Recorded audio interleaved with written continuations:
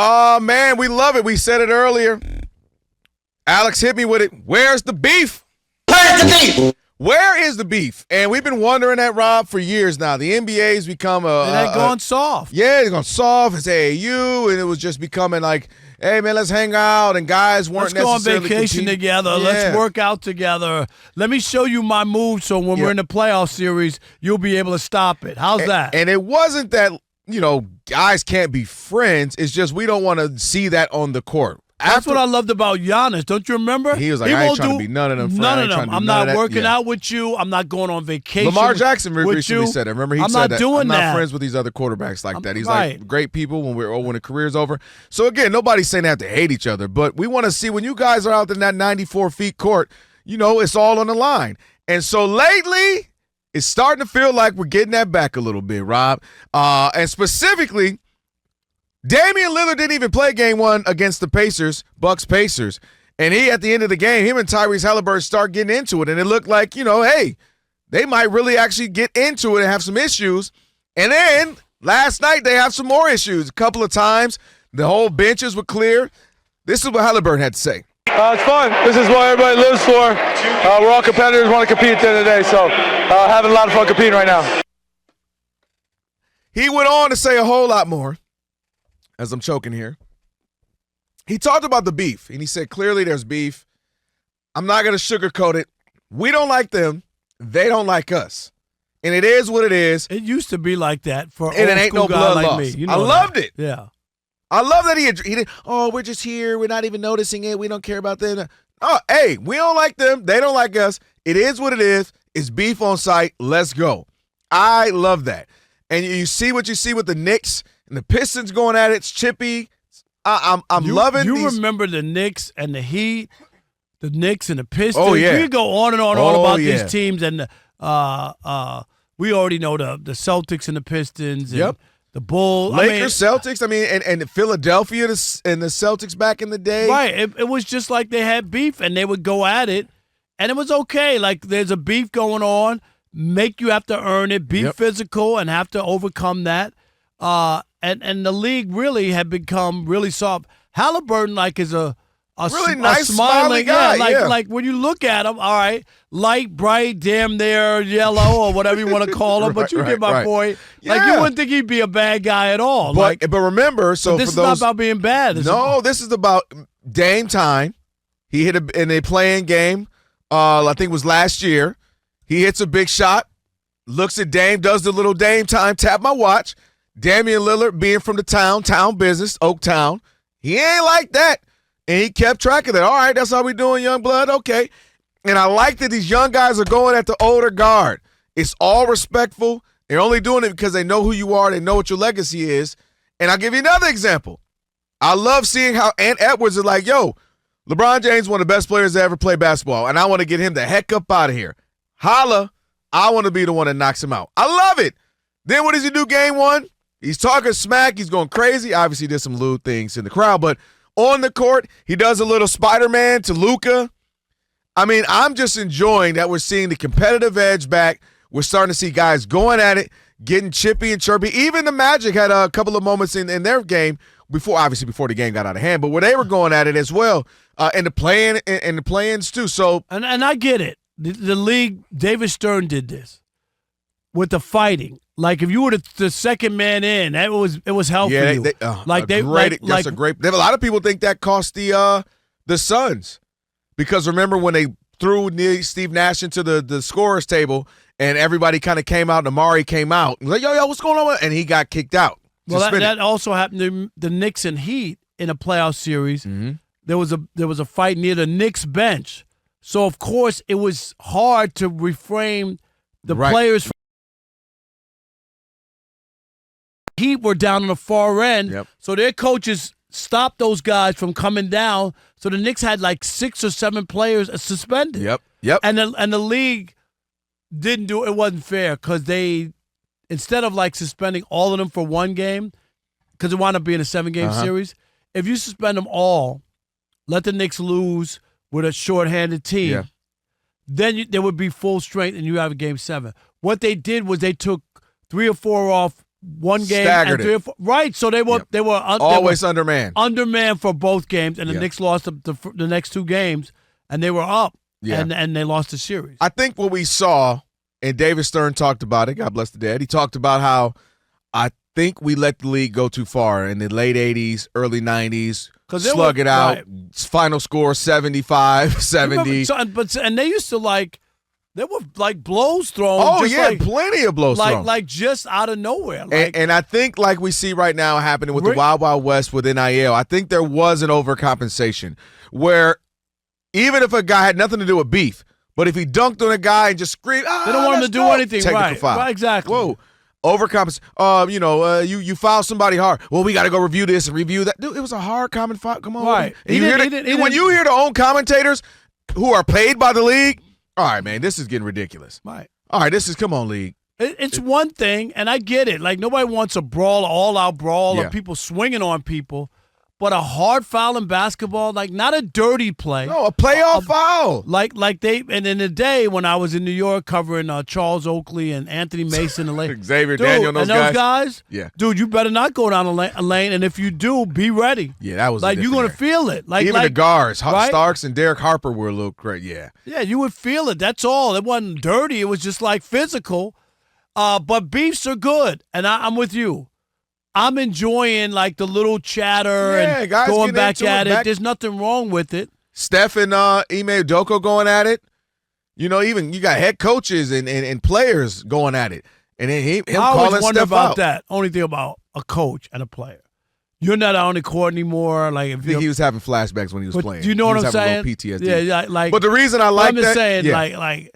you can't do anything about it as if you're a player, I go at you. Yeah.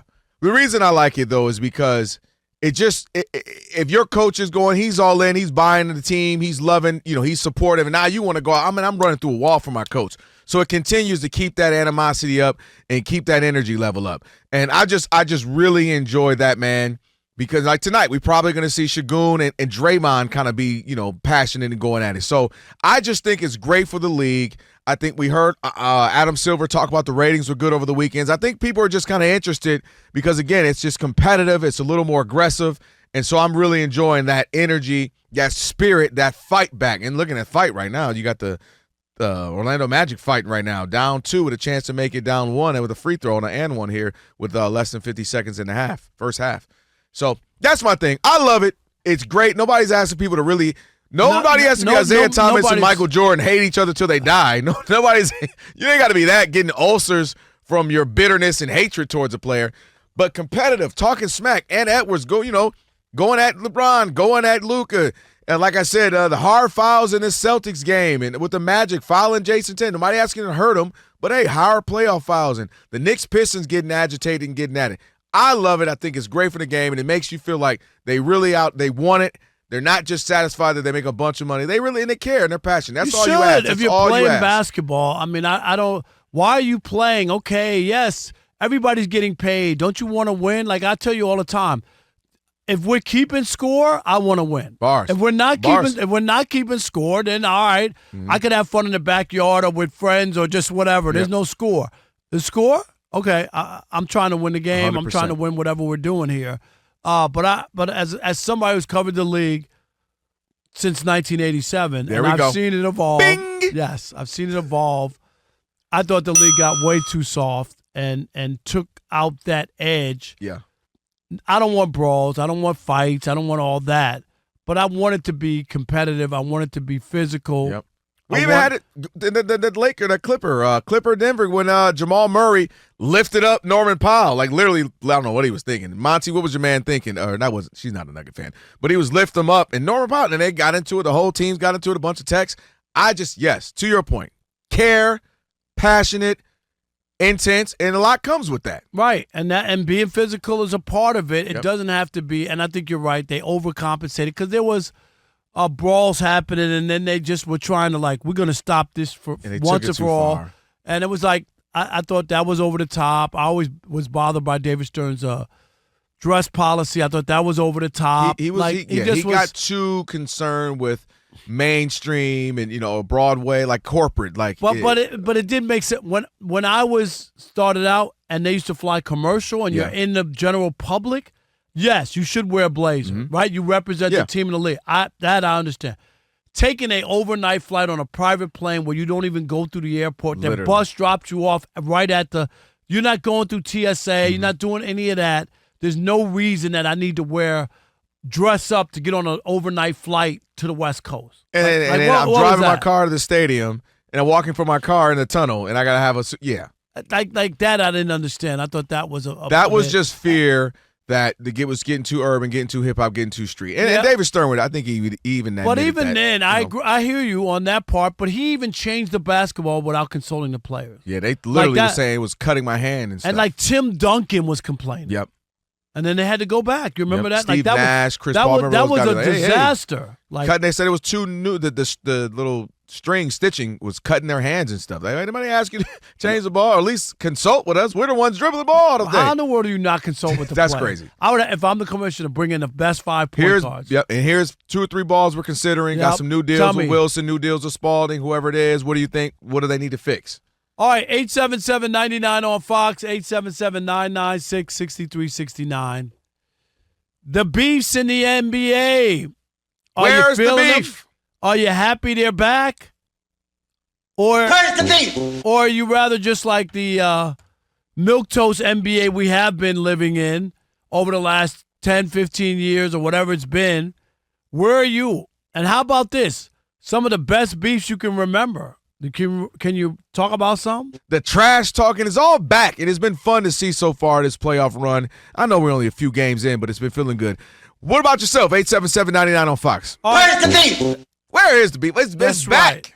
Chad in Reno, you're on the Odd Couple Fox Sports Radio. What's up, Chad? Hey, how we doing today, fellas? Doing great. Are you enjoying the beef? Oh, I love it, man.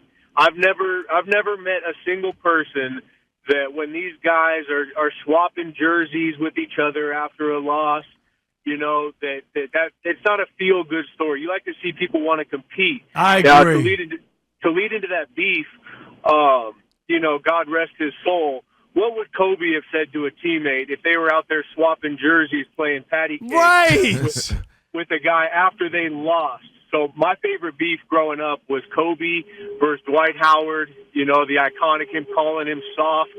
But I just go back to that. That was the time that NBA was the best, was when those guys were competing, not playing buddy-buddy with each other on the other team. No doubt. Yeah. Thanks for the call, No argument. Charlie in Indiana, you're on the Odd Couple Fox Sports Radio. What's up, Charlie? What's up, gentlemen? Sometime-y listener here, but I love the show. Oh, well, we love that. Yeah, at least you're listening. You love this show. That's all that matters to us. Appreciate you. Yeah. Man, I've got that guy beat by a mile, and I think you guys probably know where I'm going. You know, the 90s was the greatest era of hip-hop, and it was the greatest era of basketball for me because I'm old. But the four-way bloodbath in the East from the late 80s to the early 2000s, Pistons, Pacers, Knicks, Bulls. Oh, yeah. There was right all the way across the board, culminating in the brawl in 2004, 2005 with the Pacers. But I think Rob is a New York guy, correct? Yeah, I'm from New York, yep. Yeah, man. The 1990s Pacers Knicks, the Davis brothers versus Oakley and Mason, and even Reggie Miller was a killer. People think that guy's a goofball. He was an absolute killer. My top, hey, you know what? 100%. When he was out there competing, he was. Gosh. Charlie, he's one of my top 5 favorite players of all time. Now, I didn't say the best. I said my 5 favorite. You know, just growing up watching Reggie. We're probably around the same age. That was those formidable years, man. Watching those just going at it going at it with Spike Lee, 8 points in 8 seconds. Absolutely, man. You know, I covered that game. I always tell you that. I was sitting there. Like, what is going on? I was sitting on the baseline, and I saw Reggie Miller push down Greg Anthony. I mean, literally in front of me. Yeah. And the refs didn't see it. No. Hit the 3, push Greg Anthony, hit the 3. Yep. Knicks got to foul him. He knocks 2 free throws down. And the whole MSG is like, what just happened? Nobody knew what happened. Jerome in Charleston. You're on the Odd Couple Fox Sports Radio. What's up, Jerome?